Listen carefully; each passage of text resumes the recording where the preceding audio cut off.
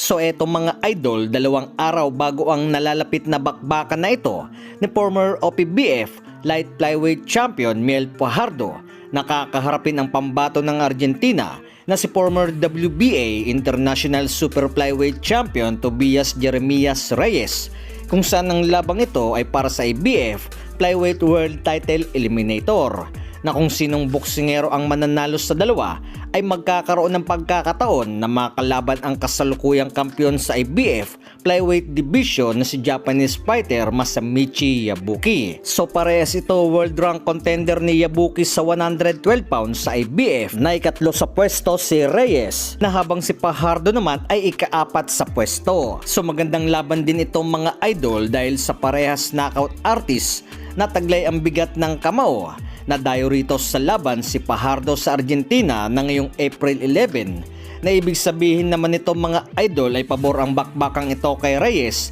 nang dahil sa hometown nito, na kung hindi makukuha ni Fajardo sa malinis na paraan ang laban ay posible pa itong gawing putahe, na tulad ng ating nabanggit na ang labang ito ay patungo sa world title fight, na kung sinong mananalo ay mapapalaban sa World Championship kay Yabuki. Kung kaya't impresibong panalo ang kailangan ng Pinoy at huwag umasa sa desisyon. So kasalukuyan namang bitbit ni Reyes ang kartada sa 18 wins, 1 loss, 1 draw at 16 KOs, na habang si Fajardo naman ay bitbit ang kartada sa 13 wins, 3 losses, 2 draw at 11 KOs. So matatandaan naman mga idol na dito na rin napalaban si angas ng Pinas General Casimero sa bansang Argentina noong taong 2012, na kinaharap ang hometown favorite na si Luis Alberto Lasarte, kung saan ngay tinalo ito ni Casimero via 10 round technical knockout na para sa interim IBF light flyweight title, na sa kasamaang palad ay nauwi sa pagtatapos ang labang ito sa Riot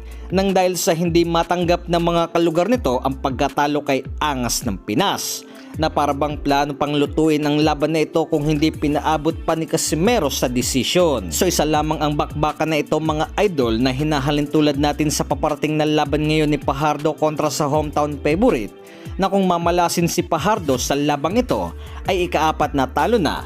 bukod pa dyan ay maaari ding masipa sa pwesto sa world rankings sa 112 pounds. So ang nag-iisang talo naman dito ni Reyes ay mula sa Nicaragua boxer na si Felix Alvarado noong taong 2024, na dinayo sa lugar nito na tinalo si Reyes via majority decision, na ang tagpo ng bakbakan na ito ay para sa IBF Flyweight Title Eliminator. Narito ngayon nabigyan ng pagkakataon si Alvarado na makalaban ng Japanese champion na si Yabuki noong taong 2025 na para sa titulong hawak sa IBF Flyweight Division. Narito ay tinalo ni Yabuki via 12 round technical knockout. So ito ang sinasabi na dayo sa laban na ito si Reyes kontra Alvarado, na kung dikit ang laban ay maaaring ipihit ito na manalo lamang sa eliminator ang kanilang kababayan, na good luck na lamang kay Fajardo. Samantala, base naman sa artikulong ito ay ayon kay Abel Martin na ama ni Wonderboy, ay nagkaroon na umano ng usapan sa pagitan ng team ni Rising Super Bantamweight Pinoy prospect Carl James Martin